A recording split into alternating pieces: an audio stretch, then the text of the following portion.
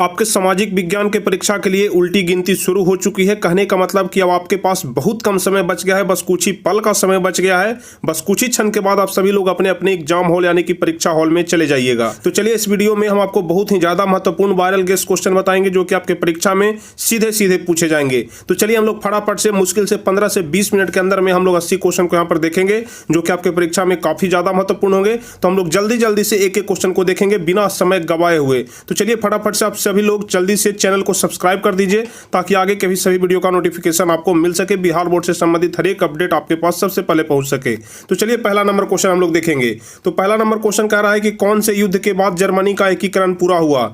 कौन से युद्ध के बाद जर्मनी का एकीकरण पूरा हुआ? तो पहला का डी नंबर ऑप्शन सही होगा, सेडान के युद्ध के बाद।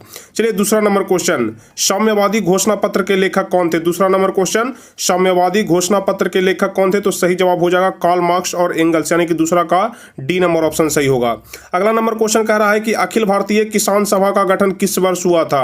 अखिल भारतीय किसान सभा का गठन किस वर्ष हुआ था? तो ध्यान रखिएगा 1936 ईस्वी में। 1936 कहने का मतलब कि डी नंबर ऑप्शन सही हो जाएगा। भारत में Tata hydro electric power station की स्थापना कब हुई? चौथा नंबर क्वेश्चन, भारत में टाटा हाइड्रो इलेक्ट्रिक पावर की स्थापना कब हुई? तो चौथा का सही जवाब हो जाएगा 1910 ईस्वी में। चलिए पांचवा नंबर क्वेश्चन, मुद्रण सबसे पहले किस देश में आरंभ हुआ? पांचवा नंबर क्वेश्चन, मुद्रण सबसे पहले किस देश में आरंभ हुआ? तो सही जवाब हो जाएगा चीन में, यानी कि पांचवा का ए नंबर ऑप्शन सही होगा। छठा नंबर क्वेश्चन कह रहा है कि किस वर्ष साइमन कमीशन भारत आया? साइमन कमीशन भारत कब आया था? तो छठा का सही जवाब हो जाएगा 1928 ईस्वी। कहने का मतलब कि डी नंबर ऑप्शन में 1928 है, इसलिए डी नंबर ऑप्शन सही होगा। चलिए अगला नंबर क्वेश्चन कह रहा है कि 95 स्थापनाएं किसकी रचना है? जल्दी से बताइए 95 स्थापनाएं किसकी रचना है? तो सातवां का ए नंबर ऑप्शन सही हो जाएगा, मार्टिन लूथर का। सातवां का ए नंबर ऑप्शन सही होगा। आठवां नंबर क्वेश्चन कह रहा है कि गुटेनबर्ग ने सर्वप्रथम किस पुस्तक की छपाई की? आठवां नंबर क्वेश्चन, गुटेनबर्ग ने सर्वप्रथम किस पुस्तक की छपाई की? तो बाइबल की। आप लोग ध्यान रखिए, आठवां का सी नंबर ऑप्शन। चलिए नौवां नंबर क्वेश्चन, हिंद स्वराज पुस्तक के लेखक कौन थे?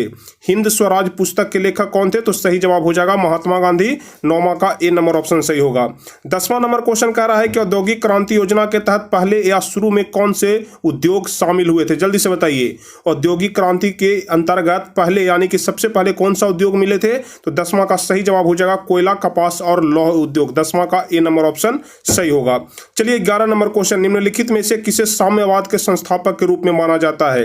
कह रहा है कि किसे साम्यवाद के संस्थापक के रूप में माना जाता है? तो 11 का ए नंबर ऑप्शन सही हो जाएगा, लेनिन को। चलिए 12 नंबर क्वेश्चन कह रहा है कि कौन से संशोधन अधिनियम द्वारा सरकार का तीसरा स्तर बनाया गया था? संविधान के कौन से संशोधन में सरकार का तीसरा स्तर बनाया गया था? तो ध्यान रखिएगा कि 73वां संशोधन। 12 का बी नंबर ऑप्शन सही होगा। चलिए 13 नंबर क्वेश्चन, निम्न में से कौन सा पंचायती राज व्यवस्था का दूसरा स्तर है? पंचायती राज व्यवस्था का दूसरा स्तर कौन सा है? तो 13 का सही जवाब हो जाएगा पंचायत समिति। पंचायती राज व्यवस्था का दूसरा स्तर पंचायत समिति है। 14 नंबर क्वेश्चन कह रहा है कि निम्न में से कौन सी स्थिति लोकतंत्र की सफलता के लिए सबसे आवश्यक है?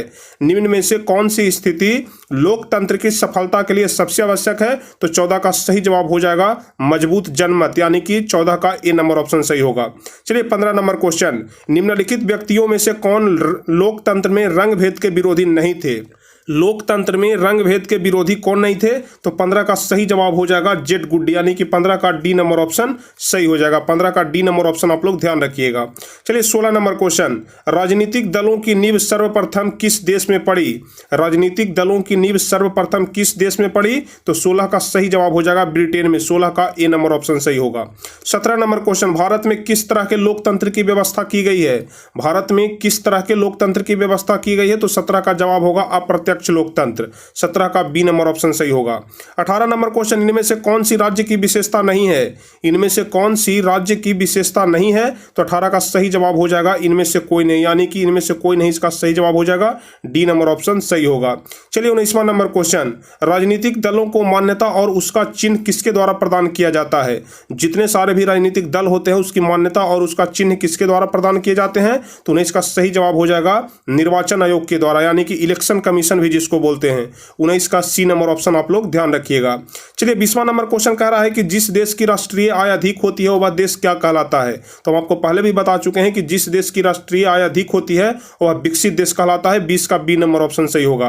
भारत में वित्तीय वर्ष कब से कब तक होता है। 21 नंबर क्वेश्चन, भारत में वित्तीय वर्ष कब से कब तक होता है। तो आप लोग ध्यान रखिएगा 1 अप्रैल से 31 मार्च तक, यानी कि 21 का सी नंबर ऑप्शन सही होगा। चलिए 22 नंबर क्वेश्चन, भारत में किस राज्य की प्रति व्यक्ति आय सबसे कम है। 22 नंबर क्वेश्चन, भारत में किस राज्य की प्रति व्यक्ति आय सबसे कम है। तो सही जवाब हो जाएगा बिहार, यानी कि बिहार की प्रति व्यक्ति आय सबसे कम है। निम्न में से कौन सा आधुनिक मुद्रा का एक रूप है। आधुनिक मुद्रा का एक रूप कौन सा है। तो 23 का सही जवाब हो जाएगा कागज का नोट, क्योंकि आप सभी लोग जानते हैं कि अभी कागज का नोट ही चलता है जो कि आधुनिक मुद्रा का एक रूप है। 23 का बी नंबर ऑप्शन सही होगा। 24 नंबर क्वेश्चन कह रहा है कि निम्नलिखित में से कौन सा संस्थान भारत में मुद्रा जारी करने के लिए अधिकृत है। भारत में मुद्रा जारी करने के लिए कौन सा संस्थान अधिकृत है। तो 24 का सही जवाब हो जाएगा भारतीय रिजर्व बैंक, यानी कि रिजर्व बैंक ऑफ इंडिया। 24 का ए नंबर ऑप्शन सही होगा। चलिए 25वां नंबर क्वेश्चन कह रहा है कि सर्वप्रथम व्यावसायिक बैंक का राष्ट्रीयकरण कब किया गया। सर्वप्रथम व्यावसायिक बैंकों का राष्ट्रीयकरण कब किया गया। तो 25 का सी नंबर ऑप्शन सही हो जाएगा 1969 ईस्वी में। ठीक है, आप लोग ध्यान रखिएगा सर्वप्रथम व्यावसायिक बैंकों का राष्ट्रीयकरण 1969 ईस्वी में हुआ था। चलिए अगला नंबर क्वेश्चन, हॉलमार्क को किस वस्तु के लोगों के रूप में उपयोग किया जाता है। हॉलमार्क को तो आप सभी लोग जानते होंगे कि हॉलमार्क प्रयोग किया जाता है सोने के आभूषण पर, यानी कि 26 का बी नंबर ऑप्शन सही होगा। 27 नंबर क्वेश्चन कह रहा है कि निम्न में से कौन सा मुद्रा का एक आधुनिक रूप नहीं है। मुद्रा का एक आधुनिक रूप कौन नहीं है। तो इनमें से कोई नहीं हो जाएगा, क्योंकि जो मुद्रा है वह मुद्रा का आधुनिक रूप है। जमा भी हो जाएगा, ड्राफ्ट भी हो जाएगा, तो मुद्रा का आधुनिक रूप कौन नहीं है। तो इनमें से कोई नहीं सही जवाब हो जाएगा। चलिए भारत में नीति आयोग की स्थापना कब हुई। 28 नंबर क्वेश्चन, भारत में नीति आयोग की स्थापना कब हुई। तो 2015 ईस्वी में, आप लोग ध्यान रखिएगा। चलिए डॉक्टर मेघा पाटेकर घनिष्ठ रूप से किनसे जुड़े हुए थे। मेघा पाटेकर घनिष्ठ रूप से किससे जुड़े हुए थे। तो सही जवाब हो जाएगा नर्मदा बचाओ आंदोलन से, यानी कि 29 का सी नंबर ऑप्शन सही होगा। चलिए अगला नंबर क्वेश्चन, भारत का कान्हा राष्ट्रीय पार्क किस लिए प्रसिद्ध है। भारत का जो कान्हा राष्ट्रीय पार्क है वह किस लिए प्रसिद्ध है। तो इसका सही जवाब हो जाएगा बाघ के लिए। कान्हा राष्ट्रीय पार्क बाघ के लिए प्रसिद्ध है। चलिए 31 नंबर क्वेश्चन, झारखंड के झरिया क्षेत्र में मुख्यतः क्या पाया जाता है। झारखंड के झरिया क्षेत्र में मुख्यतः क्या पाया जाता है। तो ध्यान रखिएगा झारखंड के झरिया में सबसे अधिक कोयला पाया जाता है। 31 का डी नंबर ऑप्शन सही होगा। चलिए अगला नंबर क्वेश्चन कह रहा है यहाँ पर खाली स्थान है कि कहाँ में सबसे पुराना तेल का भंडार कहाँ में है। जल्दी से बताइए।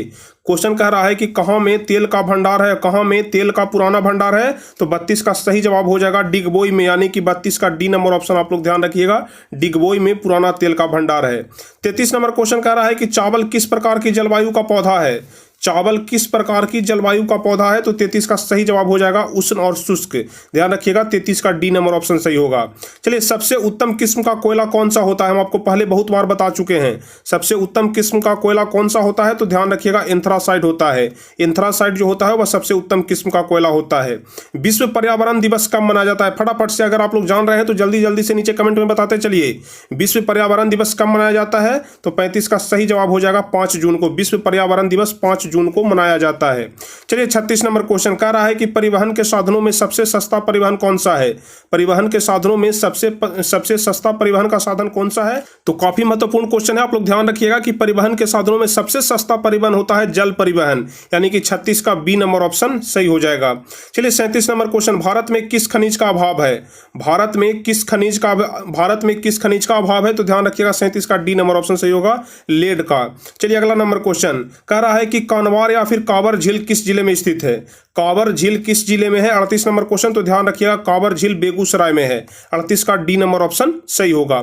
चलिए सुनामी किस स्थान पर आती है। फटाफट से बताइए, काफी आसान क्वेश्चन है। सुनामी किस स्थान पर आती है। तो ध्यान रखिएगा सुनामी समुद्र में आता है। चलिए अगला नंबर क्वेश्चन, निम्नलिखित में से कौन सी प्राकृतिक आपदा नहीं है। 40 नंबर क्वेश्चन, निम्नलिखित में से कौन सी प्राकृतिक आपदा नहीं है। तो ध्यान रखिएगा सुनामी प्राकृतिक आपदा है, बाढ़ भी प्राकृतिक आपदा है, हिमस्खलन भी प्राकृतिक आपदा है, लेकिन आतंकवाद जो है वह मानव जनित आपदा है, इसलिए इसका डी नंबर ऑप्शन ही सही होगा। भारत में वित्तीय वर्ष होता है। फटाफट से बताइए 41 नंबर क्वेश्चन, भारत में वित्तीय वर्ष होता है, इसका ऑप्शन गलत दिया हुआ है। भारत में वित्तीय वर्ष होता है 1 अप्रैल से लेकर के 31 मार्च तक, इसका ऑप्शन गलत दिया हुआ है, इसको आप लोग ध्यान रखिएगा। चलिए 42 नंबर क्वेश्चन, बृहद क्षेत्र में जल की उपस्थिति के कारण ही पृथ्वी को क्या कहते हैं। 42 नंबर क्वेश्चन, बृहद क्षेत्र में जल की उपस्थिति के कारण ही पृथ्वी को नीला ग्रह बोला जाता है। 42 का बी नंबर ऑप्शन सही होगा। चलिए सूचना का अधिकार अधिनियम कानून कब लागू हुआ। काफी आसान क्वेश्चन है। सूचना का अधिकार अधिनियम हम आपको बार बार बताते हैं कि 2005 ईस्वी में लागू हुआ था। 43 का बी नंबर ऑप्शन आप लोग ध्यान रखिएगा। 44 नंबर क्वेश्चन कह रहा है कि वर्तमान में नेपाल की शासन प्रणाली क्या है। 44 नंबर क्वेश्चन, वर्तमान में नेपाल की शासन प्रणाली क्या है, तो ध्यान रखिएगा 44 का सही जवाब हो जाएगा लोकतंत्र। वर्तमान में नेपाल में भी लोकतंत्र ही है। 45 नंबर क्वेश्चन कह रहा है कि राजनीतिक दलों को मान्यता और उसका चुनाव चिन्ह किसके द्वारा प्रदान किया जाता है। रिपीट क्वेश्चन हम आपको पीछे भी बता चुके हैं कि राजनीतिक दलों को मान्यता और उसका चुनाव चिन्ह जो होता है वह निर्वाचन आयोग के द्वारा प्रदान किया जाता है। 45 का सी नंबर ऑप्शन सही होगा। 46 नंबर क्वेश्चन कह रहा है कि भारतीय संविधान के अनुच्छेद 19 में देश के सभी नागरिकों को कौन सा मूल अधिकार दिया गया है। 46 नंबर क्वेश्चन कह रहा है कि अनुच्छेद 19 के अनुसार देश के सभी नागरिकों को कौन सा मूल अधिकार दिया गया है, तो आप लोग ध्यान रखिएगा 46 का ए नंबर ऑप्शन सही हो जाएगा, स्वतंत्रता का अधिकार। 46 का ए नंबर ऑप्शन आप लोग ध्यान रखिएगा। अब 47 नंबर क्वेश्चन बताइए कि टीपू सुल्तान शासक थे, कहां के शासक थे। टीपू सुल्तान कहां के शासक थे, तो 47 का सही जवाब हो जाएगा टीपू सुल्तान मैसूर के शासक थे। आप लोग ध्यान रखिएगा। अगला नंबर क्वेश्चन जो कि काफी आसान क्वेश्चन है लेकिन बहुत ही ज्यादा महत्वपूर्ण क्वेश्चन है, जलियांवाला बाग हत्याकांड कब हुआ था। 48 नंबर क्वेश्चन, जलियांवाला बाग हत्याकांड कब हुआ था, तो ध्यान रखिएगा 13 अप्रैल 1919 ईस्वी को। 13 अप्रैल 1919 को जलियांवाला बाग हत्याकांड हुआ था। 48 का ए नंबर ऑप्शन सही होगा। 49 नंबर क्वेश्चन, बिहार का शोक किस नदी को कहा जाता है। बिहार का शोक किस नदी को कहा जाता है, तो सभी लोग जानते होंगे कि कोसी को बिहार का शोक कहा जाता है। 49 का सी नंबर ऑप्शन। चलिए 50वां नंबर क्वेश्चन, सिखों के 10वें और अंतिम गुरु श्री गुरु गोविंद सिंह का जन्म बिहार के किस नगर में हुआ। आपसे पूछा जा रहा है कि श्री गुरु गोविंद सिंह का जन्म बिहार के किस नगर में हुआ था, तो इसका सही जवाब पटना हो जाएगा। हो सकता है कि आपसे पूछ दिया जाए कि सिखों के 10वें गुरु कौन थे, तो आप लोग ध्यान रखिएगा गुरु गोविंद सिंह। चलिए 51 नंबर क्वेश्चन, अंकोर वाट के मंदिर का निर्माण किस शासक के द्वारा करवाया गया था। फटाफट से बताइए, अंकोर वाट के मंदिर का निर्माण कौन शासक करवाया था, तो 51 का सही जवाब हो जाएगा सूर्यवर्मन द्वितीय के द्वारा अंकोर वाट का मंदिर का निर्माण हुआ था। 51 का ए नंबर ऑप्शन सही होगा। चलिए 52 नंबर क्वेश्चन, पंचायती राज व्यवस्था सर्वप्रथम किस राज्य में लागू किया गया। पंचायती राज व्यवस्था सर्वप्रथम किस राज्य में लागू किया गया, तो 52 का सही जवाब हो जाएगा राजस्थान, यानी कि पंचायती राज व्यवस्था की शुरुआत राजस्थान से ही हुआ था। योजना आयोग को भंग कर कौन सा आयोग बना, फटाफट से बताइए। योजना आयोग को भंग करके यानी कि योजना आयोग को रद्द करके कौन सा नया आयोग बनाया गया, तो इसका सही जवाब हो जाएगा नीति आयोग, यानी कि 53 का ए नंबर ऑप्शन सही होगा। 54 नंबर क्वेश्चन, निम्नलिखित में से कौन बीमारू राज्य है। 54 नंबर क्वेश्चन, बीमारू राज्य इनमें से कौन सा है, तो 54 का सही जवाब हो जाएगा इनमें से सभी, यानी कि बिहार भी है, मध्य प्रदेश भी है और ओडिशा भी, यानी कि 54 का डी नंबर ऑप्शन सही होगा। भारतीय जनता पार्टी की स्थापना कब हुई। 55 नंबर क्वेश्चन, फटाफट से बताइए भारतीय जनता पार्टी की स्थापना कब हुई, तो 55 का बी नंबर ऑप्शन ध्यान रखिएगा 1980 ईस्वी में। चलिए अंतर्राष्ट्रीय महिला दिवस कब मनाया जाता है, किस तिथि को, फटाफट से बताइए। 56 नंबर क्वेश्चन, अंतर्राष्ट्रीय महिला दिवस कब मनाया जाता है, तो ध्यान रखिएगा अंतर्राष्ट्रीय महिला दिवस 8 मार्च को मनाया जाता है, इंटरनेशनल वुमेन डे। ठीक है, 56 का बी नंबर ऑप्शन सही होगा। यूरेनियम का प्रमुख उत्पादक केंद्र कहां है, फटाफट से बताइए। क्वेश्चन कह रहा है कि यूरेनियम का प्रमुख उत्पादक केंद्र कहां है, तो 57 का सही ऑप्शन हो जाएगा जादूगोड़ा में, यानी कि 57 का डी नंबर ऑप्शन सही होगा। सुनामी कहां आती है, फटाफट से बताइए। 58 नंबर क्वेश्चन, सुनामी कहां आती है, तो सभी लोग जानते हैं कि सुनामी समुद्र में आती है। चलिए अब 59 नंबर क्वेश्चन, लोकतंत्र की सफलता निर्भर करती है। लोकतंत्र की सफलता किस पर निर्भर करती है, तो सही जवाब हो जाएगा कि नागरिकों को विवेकपूर्ण सहभागिता पर। 59 का सी नंबर ऑप्शन सही होगा। लोकतंत्र की जो सफलता है वह नागरिकों के विवेकपूर्ण सहभागिता पर निर्भर करती है। चलिए अगला नंबर क्वेश्चन कह रहा है कि यह कथन किनका है कि बिहार के विकास के बिना भारत का विकास संभव नहीं है। बिहार के विकास के बिना भारत का विकास संभव नहीं है, यह कथन किनका है, तो ध्यान रखिएगा यह कथन है डॉक्टर एपीजे अब्दुल कलाम के, यानी कि 60 का ए नंबर ऑप्शन सही होगा। 61 नंबर क्वेश्चन कह रहा है कि बोलिविया में जन संघर्ष का मुख्य कारण क्या था। यहाँ पर संघर्ष हो जाएगा, बोलिविया में जन संघर्ष का मुख्य कारण क्या था, तो ध्यान रखिएगा इसका सही जवाब हो जाएगा पानी की कीमत में वृद्धि। चलिए अगला नंबर क्वेश्चन, भारत का राष्ट्रीय पक्षी कौन सा है, तो इसका सही जवाब हो जाएगा मोर। 62 का सी नंबर ऑप्शन सही होगा। भारत का राष्ट्रीय पक्षी मोर है। संजय गांधी जैविक उद्यान किस नगर में स्थित है, तो इसका सही जवाब पटना हो जाएगा। संजय गांधी जैविक उद्यान पटना में है। चलिए अगला नंबर क्वेश्चन जो कि काफी आसान है, वेदों की ओर लौटो का नारा किसने दिया था। वेदों की ओर लौटो का नारा किसने दिया था, तो इसका सही जवाब हो जाएगा स्वामी दयानंद सरस्वती ने। 64 का सी नंबर ऑप्शन सही होगा। 65 नंबर क्वेश्चन, गुटेनबर्ग का जन्म हुआ था, फटाफट से बताइए। 65 नंबर क्वेश्चन, गुटेनबर्ग का जन्म कहाँ हुआ था? तो 65 का सही जवाब हो जाएगा गुटेनबर्ग का जन्म हुआ था जर्मनी में। 65 का बी नंबर ऑप्शन सही होगा। 66 नंबर क्वेश्चन कह रहा है कि सांप्रदायिक राजनीति किस पर आधारित होती है? सांप्रदायिक राजनीति किस पर आधारित होती है? तो 66 का ए नंबर ऑप्शन सही हो जाएगा धर्म पर। जो सांप्रदायिक राजनीति होती है वह धर्म पर आधारित होती है। 67 नंबर क्वेश्चन, निम्नलिखित उद्योगों में से कौन सी कृषि पर आधारित नहीं है? निम्नलिखित उद्योगों में से कौन सा उद्योग है जो कि कृषि पर आधारित नहीं है? तो 67 का बी नंबर ऑप्शन सही हो जाएगा सीमेंट उद्योग, क्योंकि सीमेंट के लिए कच्चा माल चूना पत्थर चाहिए और चूना पत्थर कृषि से नहीं लाया जा सकता है, इसलिए 67 का बी नंबर ऑप्शन सही होगा। बार एंड पीस किसकी रचना है? 68 number question, war and peace किसकी रचना है? तो 68 का सही जवाब हो जाएगा लियो टॉल्स्टॉय, यानी कि बार एंड पीस लियो टॉल्स्टॉय की रचना है। चलिए अगला नंबर क्वेश्चन, चावल किस प्रकार की फसल है? तो सभी लोग जानते हैं कि चावल खरीफ फसल है। 69 का ए नंबर ऑप्शन सही हो जाएगा। चलिए 70 नंबर क्वेश्चन कह रहा है कि नई आर्थिक नीति में किसे सम्मिलित नहीं किया गया है? नई आर्थिक नीति में किसे सम्मिलित नहीं किया गया है? तो 70 का ए नंबर ऑप्शन सही हो जाएगा नियंत्रित अर्थव्यवस्था को। नई आर्थिक नीति में नियंत्रित अर्थव्यवस्था को सम्मिलित नहीं किया गया है। 71 नंबर क्वेश्चन, सौर ऊर्जा निम्नलिखित में से कौन सा संसाधन है? 71 नंबर क्वेश्चन, सौर ऊर्जा निम्नलिखित में से कौन सा संसाधन है? तो ध्यान रखिएगा सौर ऊर्जा नवीकरणीय संसाधन है। सौर ऊर्जा जो है वह नवीकरणीय संसाधन है, आप लोग ध्यान रखिएगा। WTO की स्थापना किस वर्ष की गई थी? फटाफट से बताइए। WTO जिसका फुल फॉर्म होता है वर्ल्ड ट्रेड ऑर्गेनाइजेशन, ठीक है, वर्ल्ड ट्रेड ऑर्गेनाइजेशन, विश्व व्यापार संगठन जिसको हिंदी में बोलते हैं, उसकी स्थापना कब की गई थी? तो 72 का सही जवाब हो जाएगा 1995 ईस्वी में। ठीक है, WTO की स्थापना 1995 ईस्वी में हुआ था। चलिए Tata iron and steel company की स्थापना कब की गई थी? ध्यान रखिएगा, पूछा जाता है आपसे परीक्षा में कि Tata iron and steel company की स्थापना कब और किसके द्वारा की गई थी? तो ध्यान रखिएगा 1907 ईस्वी में जमशेदजी टाटा के द्वारा। ठीक है, 1907 ईस्वी में जमशेदजी टाटा के द्वारा Tata iron and steel company की स्थापना की गई थी। संसाधन होते नहीं बनते हैं, यह कथन किनका है? संसाधन होते नहीं बल्कि बनते हैं, यह कथन किनका है? तो ध्यान रखिएगा 74 का सही जवाब हो जाएगा जिम्मरमैन, यानी कि संसाधन होते नहीं बनते हैं, यह जिम्मरमैन का कथन है। 75 नंबर क्वेश्चन कह रहा है कि इनमें से कौन सा संस्थागत वित्त का साधन है? इनमें से कौन सा संस्थागत वित्त का साधन है? तो 75 का सी नंबर ऑप्शन सही हो जाएगा व्यावसायिक बैंक, यानी कि इनमें से कौन संस्थागत वित्त का साधन है? तो व्यावसायिक बैंक हो जाएगा। 76 नंबर क्वेश्चन कह रहा है कि राष्ट्रीय विकास परिषद का गठन कब हुआ था? राष्ट्रीय विकास परिषद का गठन कब हुआ था? तो 76 का सी नंबर ऑप्शन सही हो जाएगा 1952 ईस्वी में। राष्ट्रीय विकास परिषद का गठन 1952 ईस्वी में हुआ था।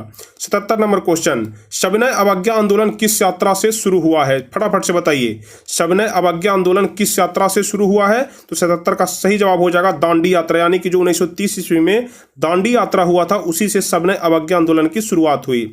चलिए 78 नंबर क्वेश्चन, निम्न में से किसको प्राथमिक क्षेत्र कहा जाता है? निम्न में से किसको प्राथमिक क्षेत्र कहा जाता है? तो 78 का बी नंबर ऑप्शन सही होगा, कृषि क्षेत्र को प्राथमिक क्षेत्र कहा जाता है। चलिए अगला नंबर क्वेश्चन, प्राथमिक ऊर्जा का उदाहरण कौन सा नहीं है? प्राथमिक ऊर्जा का उदाहरण कौन सा नहीं है? तो 79 का सही जवाब बी नंबर ऑप्शन हो जाएगा विद्युत। ठीक है, प्राथमिक ऊर्जा का उदाहरण कौन सा नहीं है? तो विद्युत हो जाएगा। अब 80 और सबसे आखिरी क्वेश्चन कह रहा है कि संचार का सबसे लोकप्रिय साधन क्या है? तो इसका सही जवाब मोबाइल हो जाएगा। संचार का सबसे लोकप्रिय साधन क्या है? तो मोबाइल हो जाएगा, या फिर सार्वजनिक टेलीफोन। इसका ए नंबर ऑप्शन ज्यादा सटीक है, इसलिए आप लोग इसका ए नंबर ऑप्शन ही लगाइएगा, सार्वजनिक टेलीफोन। संचार का सबसे लोकप्रिय साधन क्या है? तो सार्वजनिक टेलीफोन हो जाएगा। 80 का ए नंबर ऑप्शन ही सही होगा, आप लोग ध्यान रखिएगा।